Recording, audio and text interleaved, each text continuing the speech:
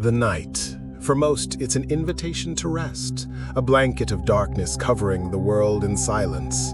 But for some, the night is a shift, a vigil, and sometimes a nightmare.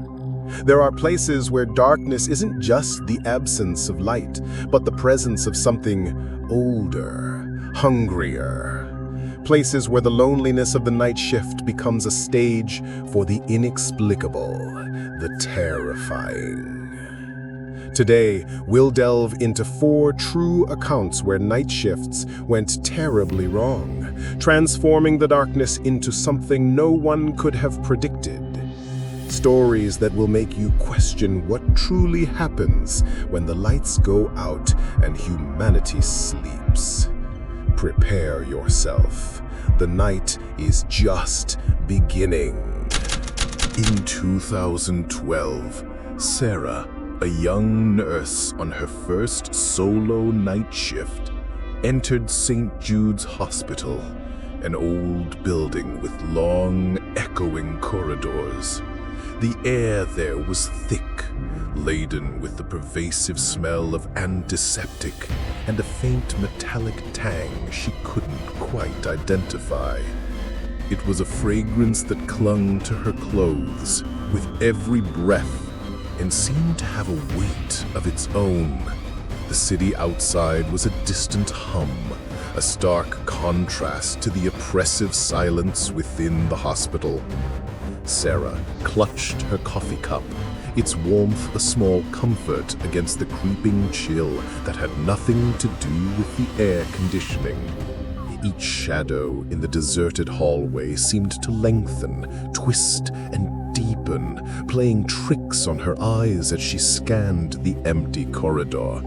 The fluorescent lights hummed a low, almost mournful tune, casting a sterile, sickly glow on the polished linoleum floor, reflecting her own pale, anxious face.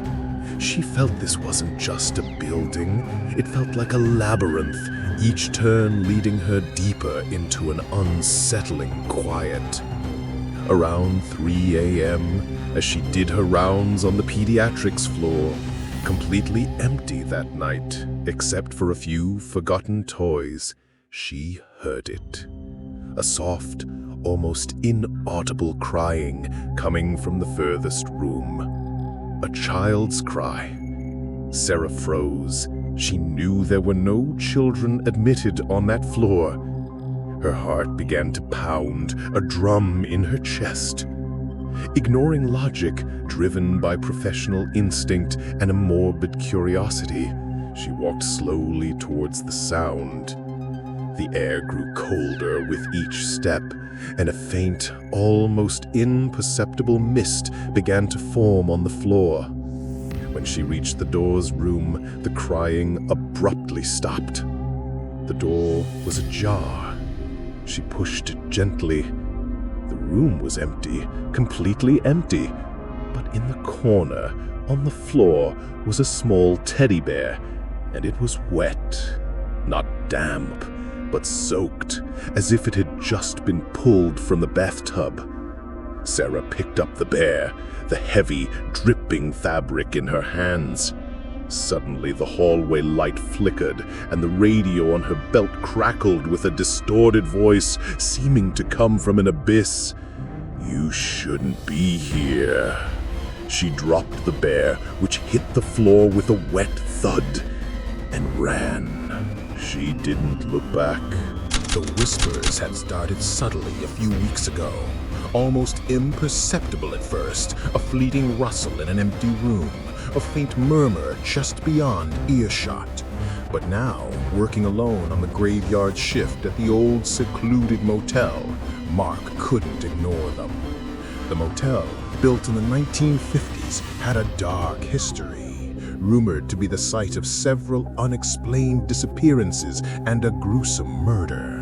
Tonight, the silence was different, heavier, punctuated only by the distant hoot of an owl and the creak of old pipes. Mark found himself constantly looking over his shoulder, a prickle of dread crawling up his spine. The air grew colder in the lobby despite the working heater, and the shadows seemed to writhe and deepen around the edges of his vision. He tried to rationalize it, fatigue, an overactive imagination, but deep down, a chilling certainty began to form. One night, while checking the guest register, the reception bell rang. Mark looked up. No one. But there was a key card for one of the motel's oldest rooms, room 13B, on the counter. He knew room 13B had been unoccupied for years, sealed off due to strange incidents reported by previous guests. Curiosity and fear battled in his chest. He picked up the card. A strange impulse, almost a compulsion, led him there. The corridor to 13B was cold and dark. The smell of mold and something undefinable like burnt flesh hung in the air. The room door was slightly ajar. A faint pulsing light came from within. Mark pushed the door open, and what he saw made him want to scream, but no sound escaped his throat. The walls were covered in ancient symbols, drawn with a dark, coagulated substance. In the center of the room, a shapeless, shadowy figure knelt, facing the wall, emitting a guttural, repetitive whisper. The figure slowly turned. It had no face, just two black orifices where its eyes should have been, and a wide, empty grin. Mark dropped the keycard and ran, the figure moving behind him with impossible speed. He locked himself in the reception, trembling uncontrollably. What he saw never left him. And so far, what do you think is really happening? Leave your theory in the comments. The security camera feed flickered, showing only static, then a distorted image of the warehouse loading dock. John, a night watchman at a remote industrial complex, felt a cold dread seep into his bones. For the past hour, strange noises had echoed from the deepest parts of the facility. A metallic clang followed by a low, guttural growl that was definitely not animal.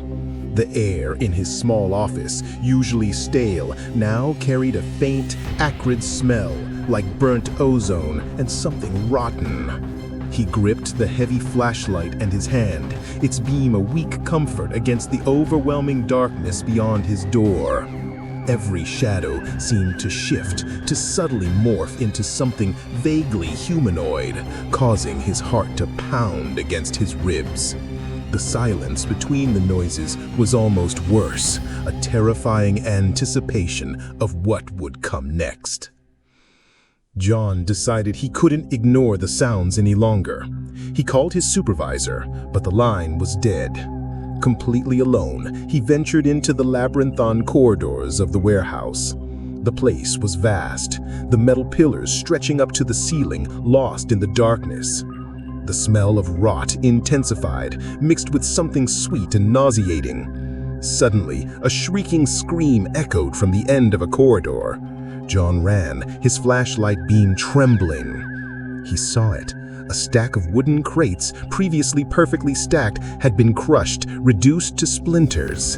And in the middle of the wreckage, something was moving. A huge shadow, over 7 feet tall, crouched over something that looked like one of the night shift employees who should have left hours ago. The creature raised its head, and John saw 2 glowing red eyes in the darkness, watching him. A guttural sound came from the creature's mouth, a sound of pure hatred. John ran back to the office, locking the door, and grabbed his radio. He tried to call for help again, but only static and distorted whispers answered. From outside the door, he heard the creature's heavy, slow dragging, its footsteps shaking the floor. If you've made it this far, thank you for staying with us. But prepare yourself, because what comes next might change your perception of reality. The old historical archive, usually a haven of quiet study, became a suffocating trap for Dr. Elena Petrov. Working late on a forgotten manuscript, she began to notice discrepancies, strange anomalies in the text. references to an occult, a pact, and an entity residing within the very walls of the building. The flickering gas lamp on her desk cast dancing shadows that played tricks on her eyes, making the ancient bookshelves seem to sway and the stacks of dusty papers whisper. A bone-chilling cold permeated the room, raising goosebumps on her arms. Then, from the darkest corner of the vast, echoing archive, a faint, rhythmic scratching began. A sound that was too deliberate, too persistent to be a rat. It was coming from inside the wall. A steady, deliberate clawing, accompanied by a low, guttural moan that seemed to resonate directly in her skull. Elena, a skeptic by nature, tried to convince herself it was the old building, the rats, her own exhaustion. But the scratches grew louder, more frantic. Suddenly, a section of the wall of the oldest bookshelf in the archive, one that had been there since the building's founding in the 17th century, slid open, revealing a dark, secret passage. The smell emanating from it was indescribable. Damp earth, decay, and something ominous. Inside, a faint red light pulsed. Elena couldn't resist. Driven by a force beyond her comprehension, she crawled into the passage. The air grew heavy, hard to breathe. The walls were damp and slippery, and the red light revealed symbols carved into the stone, the same symbols she had read in the manuscript. At the end of the passage, a small chamber opened. In the center, there was a crude stone altar, and on it, an ancient leather-bound book pulsating with the same red light. As she approached, the book opened on its own. The pages turned frantically, and the blurred words began to rearrange themselves, forming a phrase in a language Elena had never heard but understood in her core. "You have freed me." The red light intensified, engulfing Elena. The last sound she heard was the closing of the secret passage behind her. The morning light, when it finally pierced the shattered window of the abandoned cabin, offered no solace. The deputy, eyes wide with a horror that would forever haunt his sleep, stared at the scene. The last night shift, a routine check on a remote property, had turned into a primal nightmare. The air was thick with the stench of decay and something indescribably foul. Scrawled on the blood-spattered wall in what looked like coagulated human blood was a single chilling phrase. They never truly left. The deputy stumbled back, the flashlight beam trembling in his hand, illuminating something else in the corner. A collection of old, faded photographs, each depicting the same cabin, but with shadowy figures barely visible in the windows, watching. He knew, with a certainty that froze his blood, that the night hadn't just ended. It had merely begun its endless cycle of terror for those who dared to face its darkness. The deputy called for backup, but when the forensics team arrived, the cabin was empty. The photographs were gone, the phrase on the wall too. Only the nauseating smell and the wreckage remained. The deputy was the only one who saw the truth. The marks on the floor, the deep claw marks on the wooden walls, the heavy silence that followed each whisper of wind. He was never the same. His mind, once logical and practical, was now haunted by nocturnal visions and a constant fear that the shadows could take shape at any moment. He became a recluse, haunted by the images he saw. They say that on new moon nights, he can be found on the dirt road leading to the cabin, sitting in his car with the radio tuned to static, muttering to himself, "They never left. They are still here." How many of these stories would haunt your own night shifts? What would you do if you were in these characters' shoes? Sometimes, darkness isn't just the absence of light, but a portal to something the human mind can barely comprehend.